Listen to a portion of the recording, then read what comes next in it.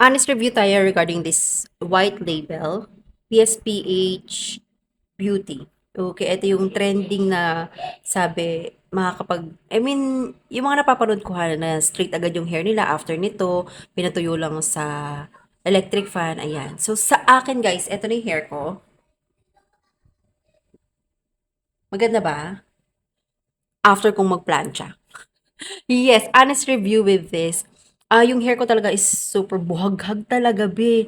As in, maraming tutsang, kasi matindi talagang maglagas yung hair ko, matindi yung hair fall ko. Kaya nga, pink yung kinuha ko kasi sabi nila, this is good for hair fall. Tapos, super natural talaga ng hair ko. As in, ma-curly-curly talaga siya. So, plinansya ko na yan, and after few hours, ayan. Ayan.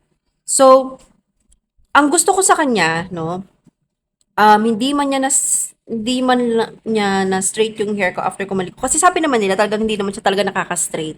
Pero kasi ang dami kasi nagvi-video na parang alam mo yun ang ganda-ganda agad na parang rebonded yung hair nila after nilang gumamit ng ganito na pinatuyo lang nila daw sa electric fan. Pero sa akin hindi. Super hindi talaga as in. Yes, lumambot yung hair pero nandun pa rin yung mga tutsang, nandun pa rin yung curly hair.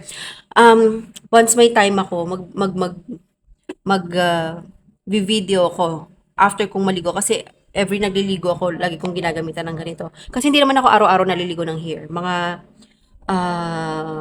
after 2 days, gano'n. Tsaka ako naliligo ng hair. Tsaka ko lang to ginagamit. And every 2 to 3 times a week ko lang siya ginagamit. Yan. Ang gusto ko lang sa kanya is ang lambot talaga ng hair mo. And pag itong gamit ko, tumatagal talaga yung straight ng hair ko. Yan. So, maganda talaga siya. Para kang nagpaano na rin, nagpa-treatment ng hair. Yan. So, bibili pa ba ako ng ganito? Yes.